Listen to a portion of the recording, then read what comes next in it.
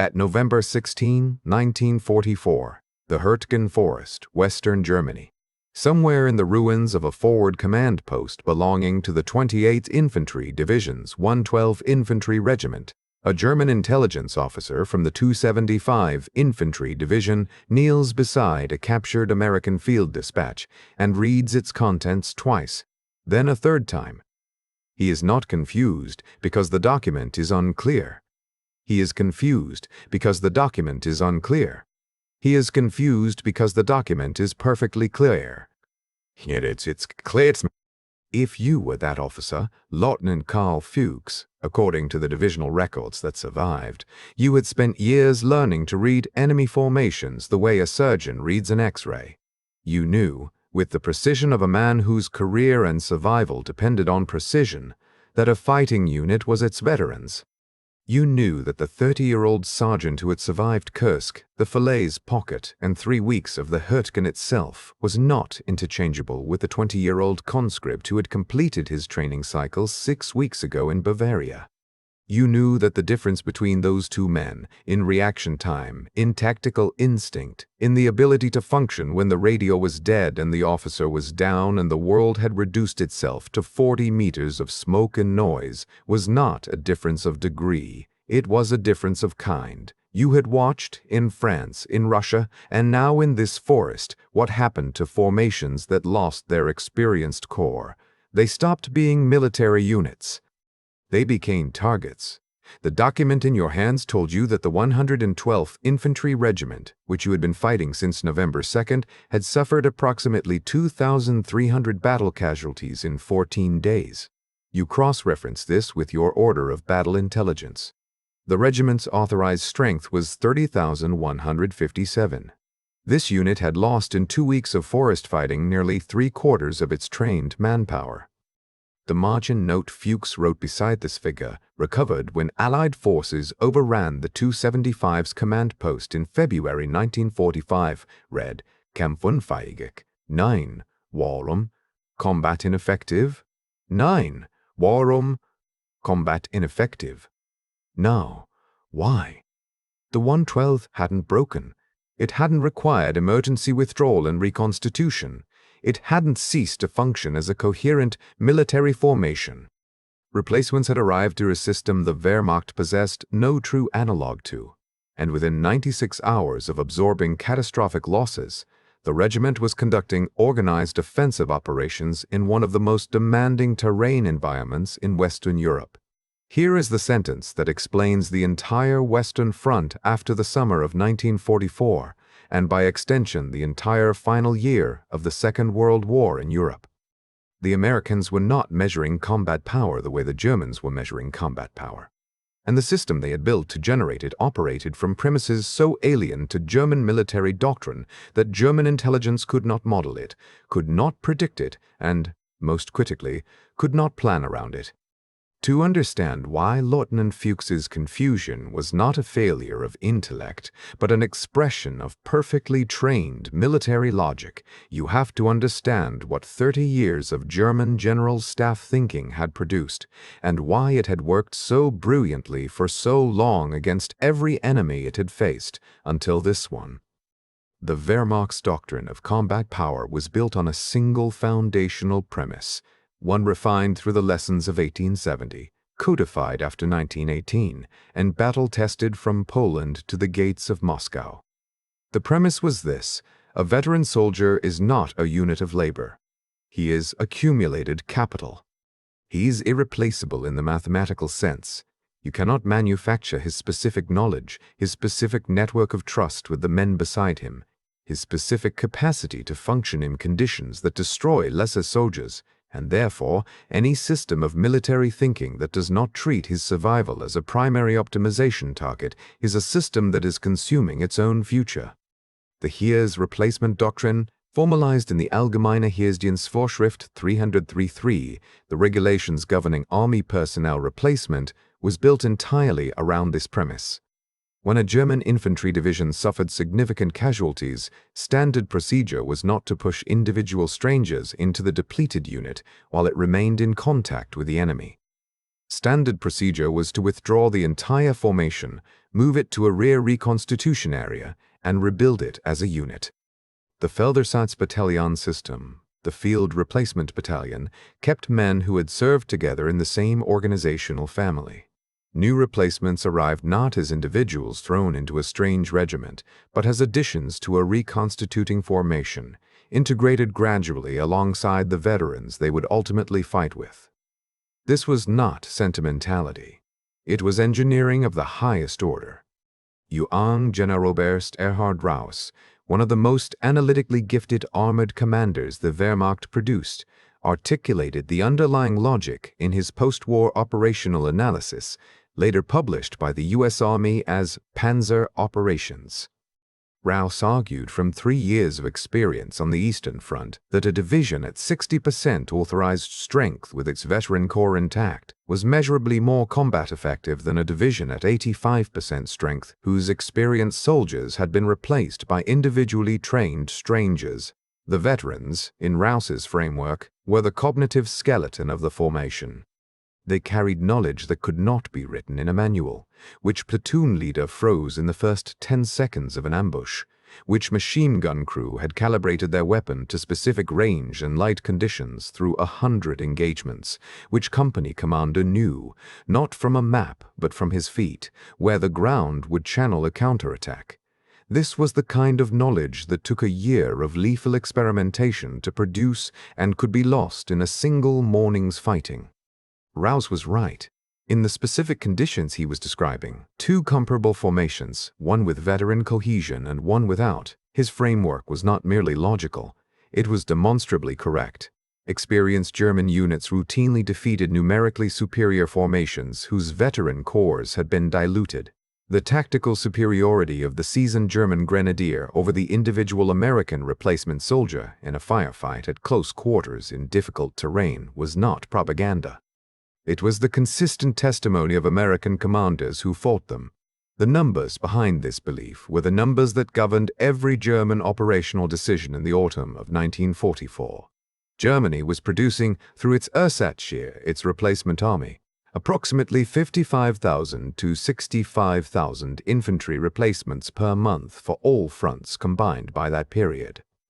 This sounds substantial until you understand that the Wehrmacht was absorbing, on the Eastern Front alone, an average of 200,000 to 250,000 casualties per month from June through December 1944. The replacement pipeline was running, at optimistic estimate, at about 26% of the loss rate. Every German divisional commander, every corps headquarters, every Army Group operations staff was performing the same arithmetic every morning. The arithmetic of subtraction, with no credible addition in sight. General Major Heinrich Eberbach, commanding Panzer Group West during the Falaise disaster of August 1944, reported that by August 17 his infantry formations were averaging 38% of their authorized strength in rifle companies, not 38% veterans, 38% of total bodies. And yet Eberbach's assessment, which the post-war Bundesarchiv preserved among the Panzer Group West records, was that these formations were fighting mit einer Disziplin und taktischen Raffinesse, die Einheiten bevorstarke würdig wäre, with the discipline and tactical sophistication worthy of units at full strength. The veterans who remained were the ones who had survived, and survival in the Wehrmacht's attritional environment was a form of quality selection so brutal it produced soldiers of almost incomprehensible individual effectiveness. This was the lens through which German intelligence assessed everything. Veterans were the irreplaceable core. Losses were subtraction in the most permanent sense. Time, months of reconstitution in rear areas, was the only mechanism that could restore what had been destroyed. What Lieutenant Fuchs and every German assessment officer above him could not conceive of, what no German doctrinal manual addressed, because no German planner had ever faced the industrial reality that would have made such a manual necessary, was a system that had been built from a fundamentally different premise about what kind of resource a trained soldier actually was. They were about to discover it the hard way. Here is the core of what the Americans had built, and it is so operationally radical that it takes a moment to grasp why it required the largest industrial economy in human history to believe in it. The Army Ground Forces Individual Replacement System, called by the enlisted men who passed through it the Repel-Depel, a phonetic corruption of replacement depot, was not designed to be comfortable, inspiring, or humane. It was not designed around the emotional needs of the soldiers who moved through it. The men who went through the Repel-Depel system hated it with a specific and well-documented intensity. They arrived at a transit depot as individuals, stripped of their unit identity, processed like freight, and dispatched to a division they had never heard of to join men who did not know their names. Sergeant Lester Atwell, whose memoir, Private, describes his processing through the replacement system in the winter of 1944, wrote that being moved through the depot at Cherbourg felt like being processed by a machine that had been built to not notice you were a person. Atwell was right. The system had been built exactly that way, deliberately, under protest from divisional commanders who argued it was destroying unit cohesion, and with the full sanction of Army Ground Forces Commander General Leslie McNair, who understood what the protests missed. The system was not built to produce cohesion. It was built to produce persistence. The distinction is fundamental. Cohesion is a property of a specific group of individuals who have shared experience.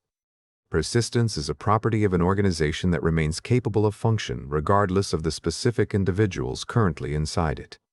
McNair had designed the Repel-Depel system around a proposition that was philosophically alien to German doctrine, that a combat division's organizational architecture, its command structure, its battle drills, its tactical standard operating procedures, its communications protocols, its artillery coordination methods, was more important to its combat effectiveness than the specific human beings executing that architecture at any given moment.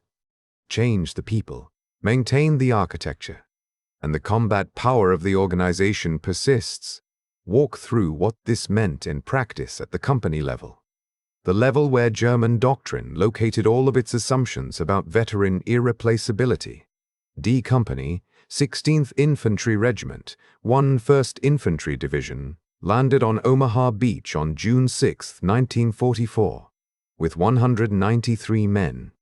By the 1st of September, it had suffered 162 battle casualties, representing a turnover rate that would, by German assessment, have rendered it effectively a different unit. D Company had received 108 individual replacements during this period. By German analytical standards, the company that existed in September was not the company that had landed in June. It was a ghost wearing the same uniform. But D Company in September could call in a fire mission in 40 seconds because the forward observer was a survivor of Omaha who had called fire missions for 3 months. It could execute a night infiltration of a fortified position because its platoon sergeant had done exactly that 4 times in the Normandy hedgerows. The replacements were not operating in a vacuum. They were embedded in an institution in its fullest sense, with 3 months of combined arms combat experience encoded in every standing operating procedure, every radio call sign, every arrangement of weapons in a defensive position.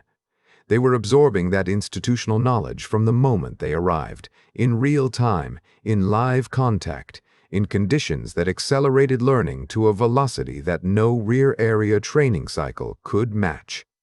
War correspondent Ernie Pyle, who embedded with American infantry units from Tunisia through the Pacific and possessed as precise an observational eye as any witness to the war, wrote in a dispatch from Normandy in July 1944 that the replacement pipeline resembled nothing so much as a great processing plant that kept running regardless of what you fed into it. The plant was the point, not the material. Pyle was not celebrating the system. He found its industrial logic disturbing in the way that thoughtful people find large machinery disturbing when they realize what it is consuming. But he was describing, with the accuracy of a journalist whose life had taught him to separate what he saw from what he wished he was seeing, the operational reality of the American logistical system. By November 1944, Major General Raymond McLean's X-Corps was maintaining through the individual replacement pipeline an average of 94% of authorized strength across its combat divisions that had been in continuous contact with the enemy since August. General Major Gerhard Franz, the German operations officer interrogated after the Rhine crossing in March 1945, told his American debriefers at the G2 Center in Spa, Belgium, that German intelligence had systematically underestimated American divisional strength throughout the Rhineland campaign, because German analytical doctrine assumed, as an axiom, that a unit that had recently suffered significant casualties must be in a measurable state of degradation. The American divisions were not degrading. They were, in a sense that had no German equivalent, simply continuing to operate. At the deepest level, what the Americans had built was an argument. Not a tactical argument. Not a doctrinal argument.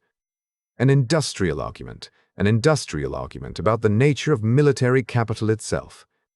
The Germans understood trained soldiers as capital, finite, accumulated, irreplaceable.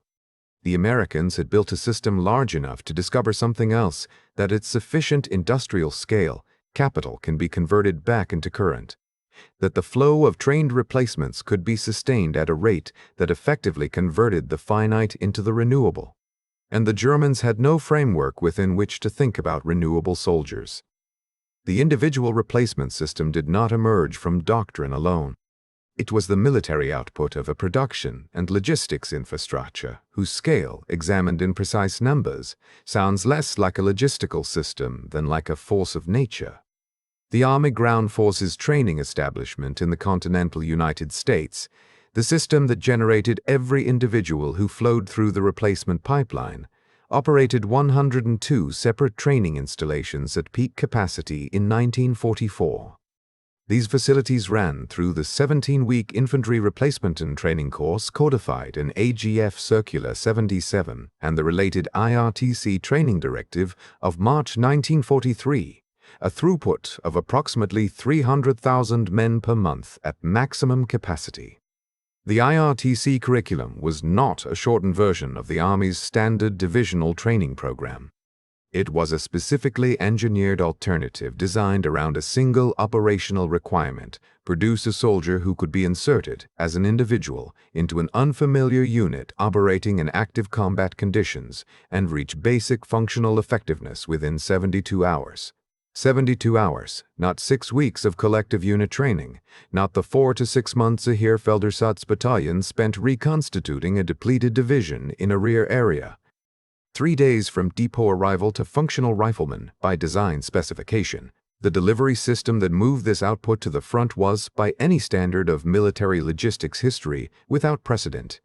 The forward replacement system in France operated through 12 Class 1 replacement depots, the largest of them at Cherbourg, Saint-Lô, and later Liège and Luxembourg City, maintaining a sustained inventory of approximately 70,000 men in transit at any given moment. The word transit is critical. These were not men sitting in camps. They were men in constant, coordinated movement through a system that had been engineered like a railway network, with routing nodes with daily capacity updates pushed to each Army's G1 section, with priority allocations based on real-time strength reports from active divisions. The Official Army History by Roland Rubenthal, Logistical Support of the Armies, calculates the average daily throughput of individual replacements from depot to division in the European theater between August and December 1944 at 4,500 men. Pause on that number. 4,500 individual human beings, every single day, flowing from processing centers to fighting units.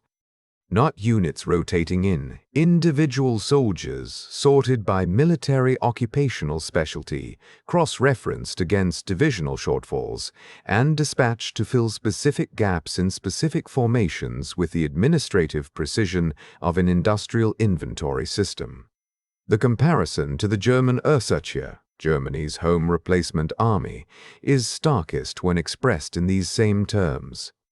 By autumn 1944, the German replacement system was delivering approximately 55,000 trained replacements per month to all fronts combined, after accounting for the Eastern Front's priority allocation, which consumed roughly 60% of total output. The Western Front received, at most, 22,000 German individual replacements per month in October and November 1944. The American replacement system was delivering approximately 68,000 individuals per month to the European theater of operations alone, not counting the Pacific or Mediterranean. The American theater delivery rate exceeded Germany's national combined delivery rate by roughly 24%. But the production differential alone does not capture the strategic gap. The critical variable was transit time, the interval between completion and unit arrival. In his landmark analysis, Supplying War, the military historian Martin van Creveld calculated from captured Wehrmacht personnel records that German replacements averaged 47 days in the administrative pipeline between completion of basic training and arrival at a frontline unit. American replacements moving through the Continental Advanced Section Depot system in France averaged 11 days from arrival in the European theater to division assignment. In a campaign where attrition was being measured in days, this difference, 47 days versus 11, was not a logistical detail. It was the difference between a replacement system that could track losses and a replacement system that could outrun them. A figure that requires a moment to absorb. By November 1944, the 12th Army Group, Omar Bradley's command, possessed the capacity to absorb and distribute, within a single calendar week, a number of individual replacements equal to the total authorized strength of 3 full German infantry divisions, not in a month, in week. 7 days. General Leslie McNair, who had designed the replacement training architecture before his death, killed by American bombs at St. Lo on July 25, 1944, in one of the war's most bitter ironies, had defended the individual replacement system against persistent objection from divisional commanders in a series of letters to Army Chief of Staff George Marshall, preserved in the National Archives. McNair's argument, strict to its core, was this: unit cohesion is not a property of personnel stability. It is a property of organizational continuity. Maintain the division's command structure, its standing operating procedures, its table of organization and equipment, its institutional culture, and the replacement of individual soldiers is not a destruction of combat effectiveness, but a maintenance of operational capacity. The soldiers are the fuel. The organization is the engine. German doctrine had never distinguished between the fuel and the engine, because German doctrine had never operated in an environment where fuel was abundant enough that the distinction could be sustained. In the Wehrmacht's world, a formation depleted of its veterans was an engine without fuel and without the prospect of resupply. McNair had designed a world where fuel was unlimited, and in that world, the engine could run forever. The men who first recorded the failure of German analytical doctrine were not junior officers confused by an unfamiliar enemy. They were among the most sophisticated military professionals of the 20th century, commanders whose judgment had been tempered against 3 other great armies across 4 years of continuous high-intensity warfare. Their confusion was not ignorance. It was the specific bewilderment of brilliant minds encountering a system that their most fundamental premises had declared impossible. General Oberst Alfred Jodl, chief of the Wehrmacht operations staff, and arguably the most analytically precise officer serving in the upper levels of the German command structure, had spent the summer of 1944 receiving intelligence assessments that consistently predicted the imminent operational exhaustion of American formations. His operations staff projected in late June 1944 that American divisions driving through the bocage would reach critical manpower depletion thresholds by early August, at which point their offensive capacity would require operational pause for reconstitution. The projection was based on German casualty models that applied to American formations the same attrition curves that governed German formations under equivalent loss rates. By those curves, an American division that had suffered 4,000 casualties since D-Day should, by early August, be fighting at reduced effectiveness and exhibiting the tactical hesitation characteristic of units whose veteran corps had been diluted below functional threshold. The American divisions did not pause. Jodl revised the projection to October. By October, when the offensive had still not produced the predicted American exhaustion, he wrote in his operations diary, a document recovered at Flensburg in May 1945, and now held at the National Archives in Washington, that the American Ausschauern der Persistence was qualitativ unveramied den auswohlheinden Verlastdaten, qualitatively incompatible with the casualty data available to us.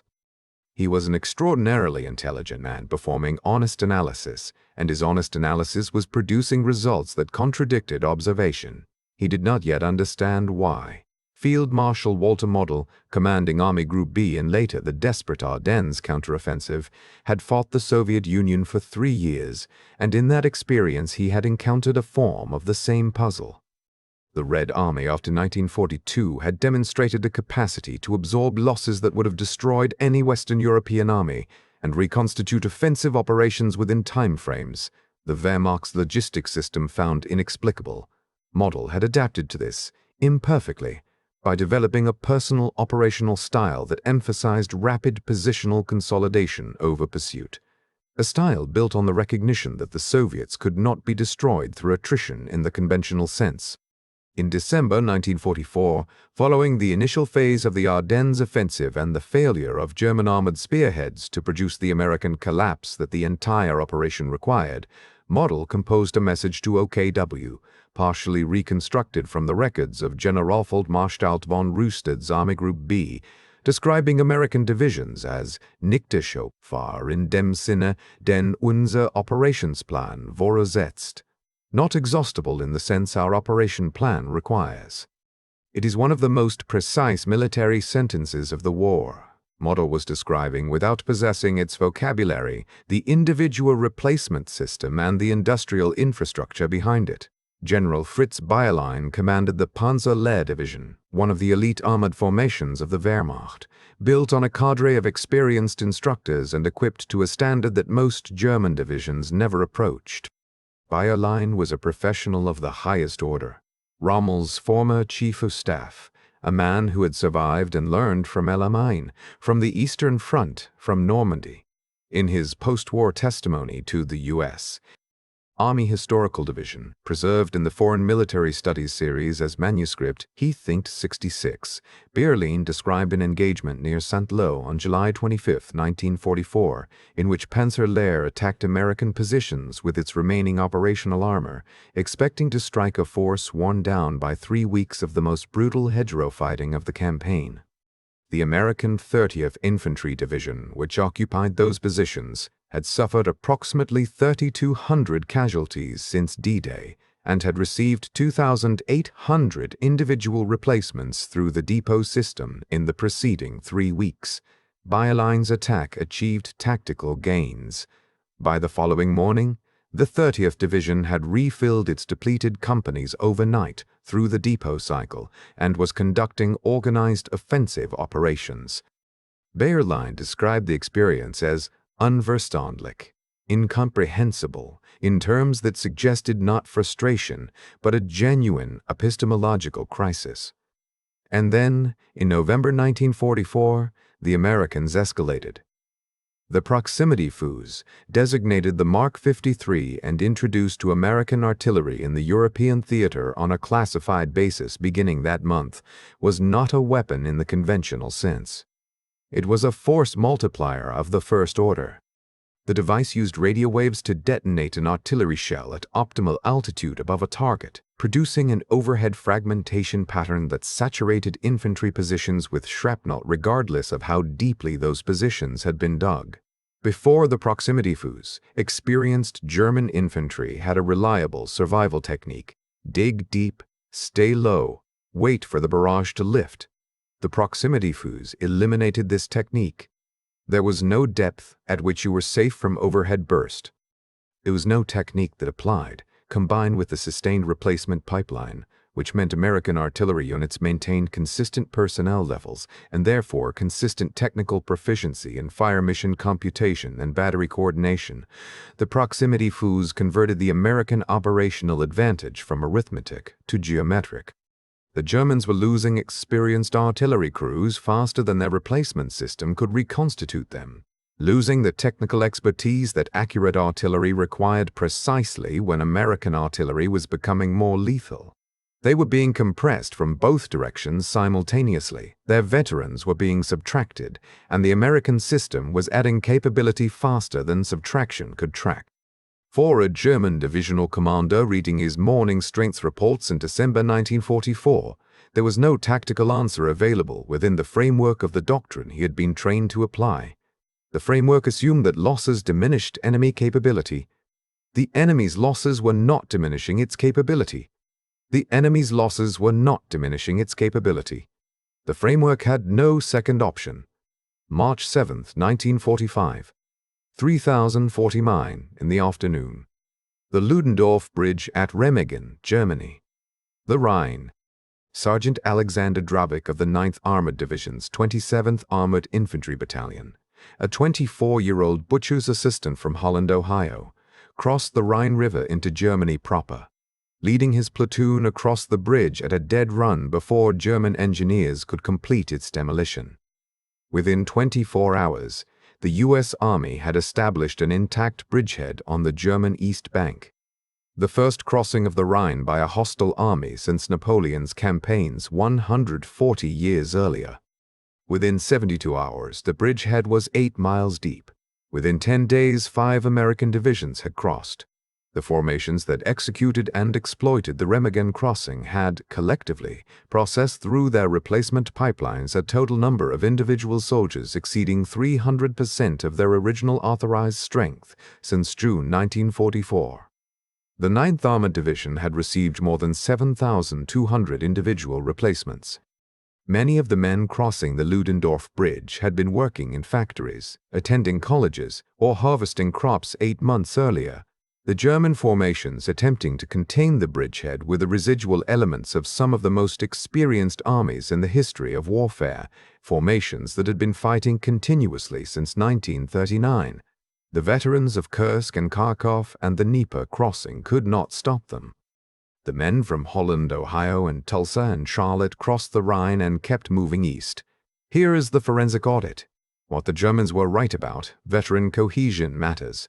Unit identity matters.